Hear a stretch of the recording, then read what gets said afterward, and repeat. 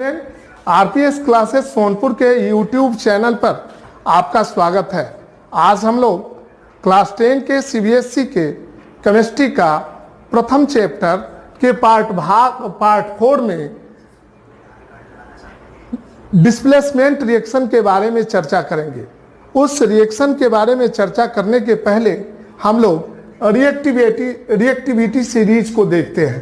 Reactivity series में कुछ ऐसे एलिमेंट हमारे प्रकृति में पाए जाते हैं जो हाइड्रोजन से ज़्यादा सक्रिय हैं और कुछ ऐसे एलिमेंट भी पाए जाते हैं जो हाइड्रोजन से कम सक्रिय हैं। तो पहले हम डाटा बनाते हैं, सिंबल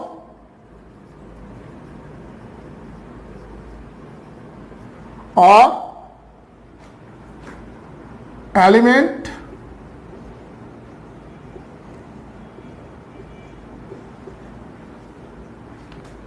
हम ऊपर से नीचे की ओर बढ़ेंगे, मतलब बढ़ते हुए क्रम में हम आगे बढ़ेंगे, हाइड्रोजन तक पहुंचेंगे। हाइड्रोजन जो है हमारा सबसे अंतिम एलिमेंट होगा। उसके बाद जो एलिमेंट आएगा वह डिक्रीज, उसकी रिएक्टिविटी जो होगी डिक्रीज करेगी, मतलब हाइड्रोजन से कम उसका रिएक्टिविटी होगा। और ऊपर जो हाइड्रोजन के ऊपर जितने भी एलिमेंट्स हैं उनकी रिएक्टिविटी हाइड्रोजन से अधिक होगी। तो मोस्ट रिएक्टिव एलिमेंट है potassium, sodium, calcium, magnesium,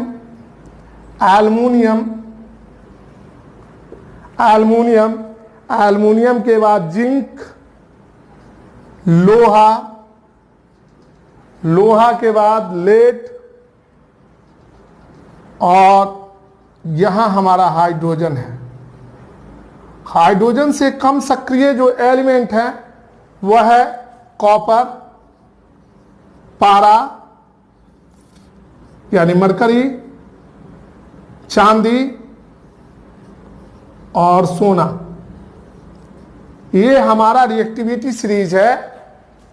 potassium, Latin नाम kalium, potassium,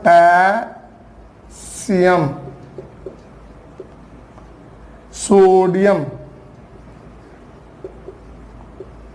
calcium, magnesium,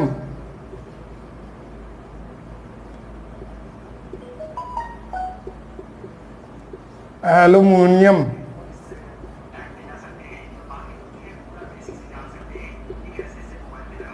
zinc, iron, lead, hydrogen,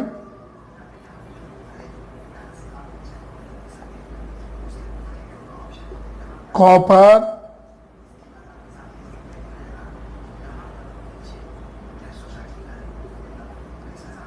mercury,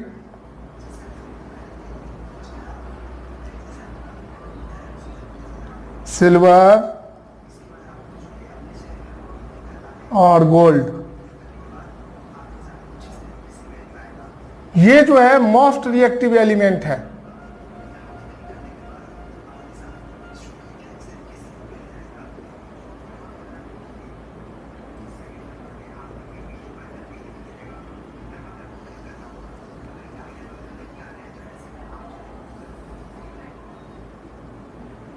most reactive element है। यहां से जब हम ऊपर की ओर, हाइड्रोजन से ऊपर की ओर बढ़ते हैं तो जितने भी एलिमेंट हैं हाइड्रोजन से ज्यादा रिएक्टिव है। लेड से ज्यादा है, आयरन से ज्यादा है, जिंक से ज्यादा है, एल्युमिनियम से ज्यादा है, मैग्नीशियम से ज्यादा है, कैल्शियम से ज्यादा है, सोडियम और सबसे ज्यादा है पोटेशियम। जब नीचे की ओर आते हैं तो ये एलिमेंट जो है लेस रिएक्टिव है। लेस रिएक्टिव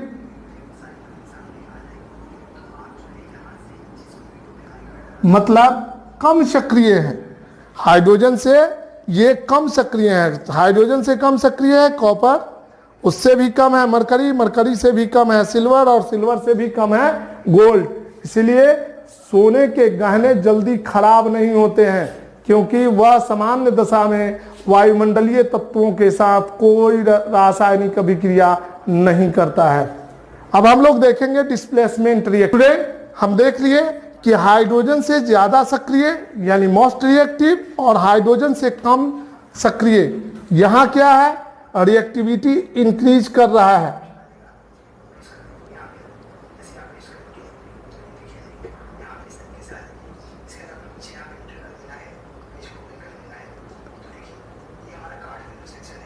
और यहाँ क्या है, रिएक्टिविटी डिक्रीज कर रहा है।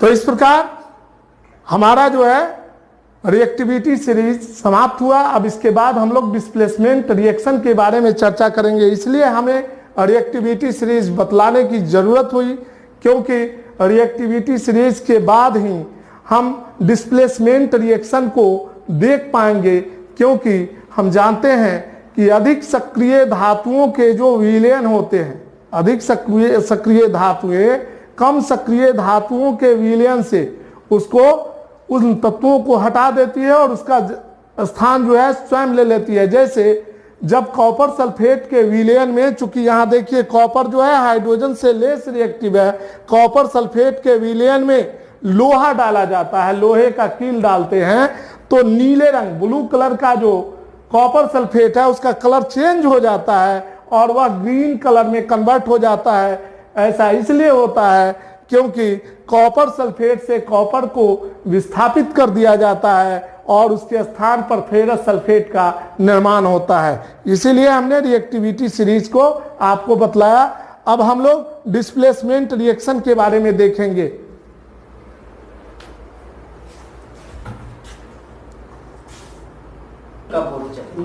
हाँ, तो स्टूडेंट देखते हैं डिस्प्लेसमेंट रिएक्शन यानी विस्थापन अभिक्रिया। ए रिएक्शन फैला रहे हैं तो ऊपर जो आ गया तो ऊपर जब छप जाएगा तो 5 का रहेगा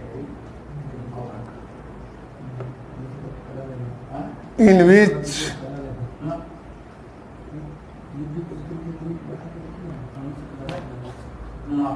most reactive element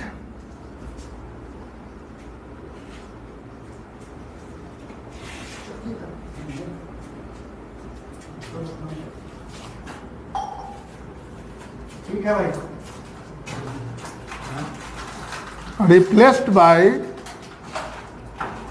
most reactive element displaced by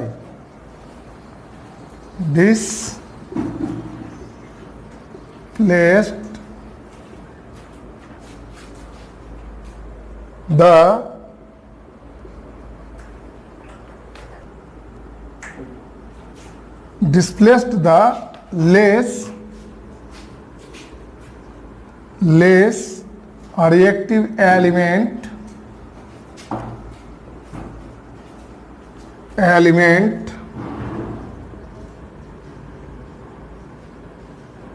is called displacement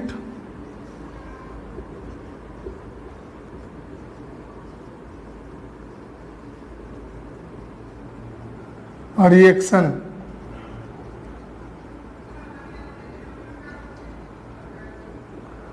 example देखते हैं। एक कॉपर सल्फेट का विलयन है, सॉल्यूशन ऑफ कॉपर सल्फेट, इसका कलर जो होता है ब्लू होता है। इसमें सर हम नेल ऑफ आयरन को डालते हैं। अब इसका कलर कन्वर्ट करेगा, चेंज हो जाएगा। अब ये बनाएगा FeSO4 यानी फेरस सल्फेट, इसका कलर ग्रीन हो जाएगा और कॉपर जो है वह डिस्प्लेस्ड हो जाएगा, कॉपर बाहर निकल जाएगा। तो इस प्रकार ए reaction in which most reactive elements displace the less reactive element is called displacement reaction। वैसी रासायनिक अभिक्रिया जिसमें अधिक सक्रिय तत्व जो हैं अपने से कम सक्रिय तत्वों को बाहर निकाल देती है। कहाँ से? सॉल्यूशन से। तो इस प्रकार के रिएक्शन को डिस्प्लेसमेंट रिएक्शन कहा जाता है। ये दो प्रकार का होता है, displacement reaction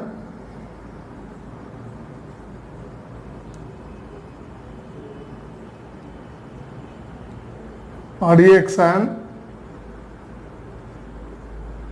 are two types.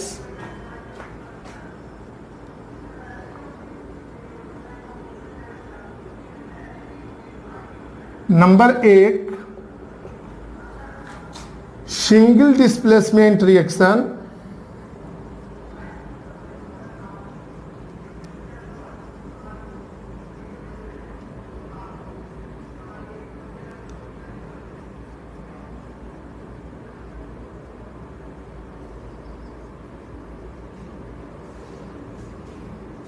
और नंबर दो, डबल डिस्प्लेसमेंट रिएक्शन।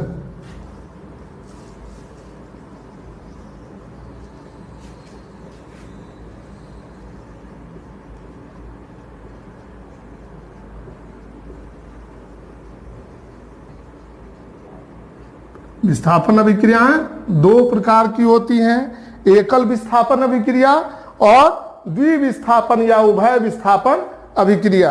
अब हम लोग सिंगल डिस्प्लेसमेंट रिएक्शन के बारे में और डबल डिस्प्लेसमेंट रिएक्शन के बारे में अध्ययन करेंगे। अब देखते हैं single displacement reaction.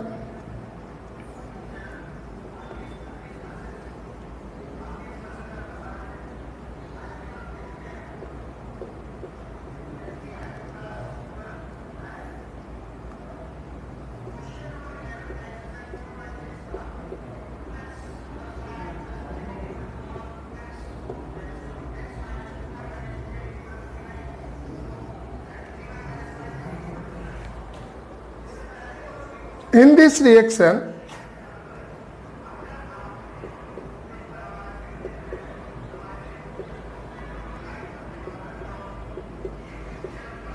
first element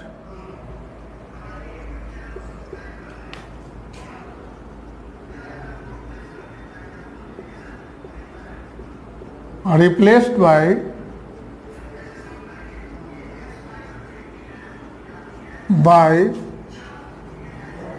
second element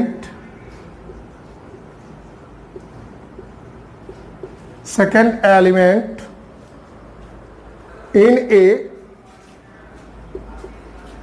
compound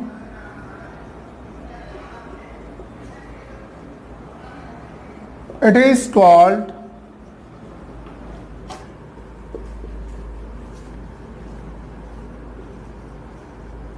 single displacement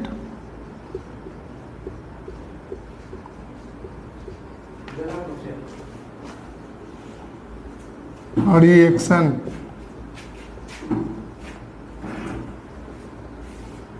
example देखते हैं, 2Na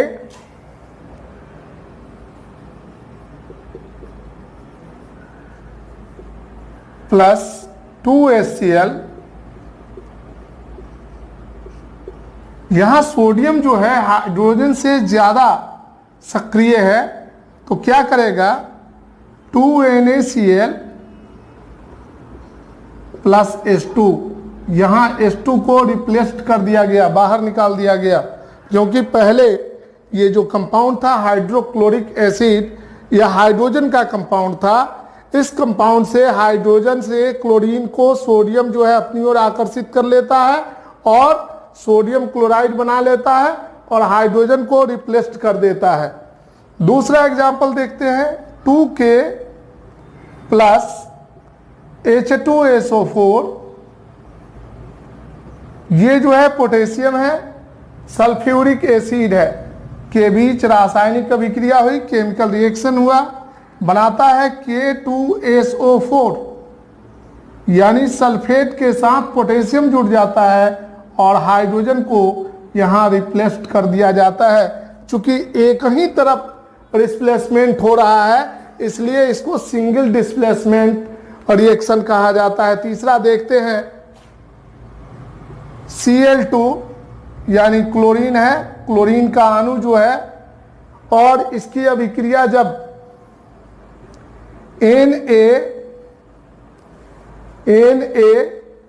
NaBr यानी सोडियम ब्रोमाइड के कंपाउंड सोडियम ब्रोमाइड के साथ होती है तो बनाता है, चूंकि क्लोरीन जो है ब्रोमीन से मोस्ट रिएक्टिव है, तो बनेगा 2NaCl और ब्रोमीन को रिप्लेस कर दिया जाएगा। इसमें जो है ब्रोमीन को रिप्लेस कर दिया गया। इसमें भी देखिए एक ही तरफ, मतलब एक ही एलिमेंट का डिस्प्लेसमेंट हो रहा है, तो इसलिए इसको सिंगल डिस्प्लेसमेंट रिएक्शन कहेंगे। चौथा अभी हमने देखा था CuSO4 प्लस Fe।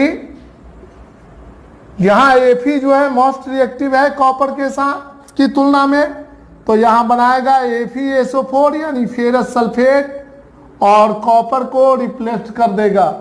और अंतिम देखते हैं AgNO3 यानी सिल्वर नाइट्रेट की अभिक्रिया जब कॉपर के साथ होती है तो बनाता है copper nitrate CuNO3 plus Ag। ये जो है बैलेंस करने के लिए 2Ag, तो NO3 2 हो जाएगा और यहां 2Ag हो जाएगा। इस प्रकार सिंगल डिस्प्लेसमेंट रिएक्शन को हम लोगों ने देखा। अब देखते हैं डबल डिस्प्लेसमेंट रिएक्शन क्या है। Double displacement reaction 2 number,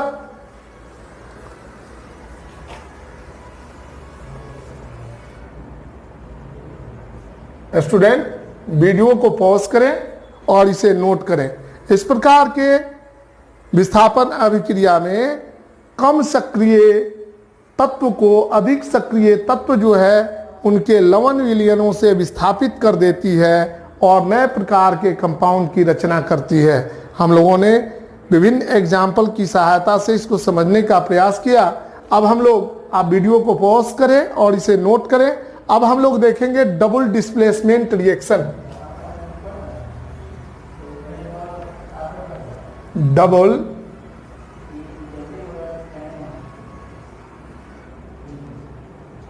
displacement reaction. In this reaction, in which exchange of ions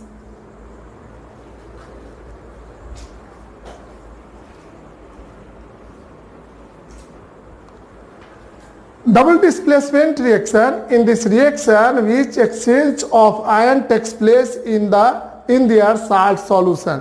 मतलब इसमें क्या होता है कि दोनों कंपाउंड अपने अपने ग्रुप की अदला बदली कर लेते हैं, एक्सचेंज कर लेते हैं। जैसे सोडियम सल्फेट की अभिक्रिया जब बेरियम क्लोराइड के साथ होती है तो बनाता है 2NaCl प्लस BaSO4।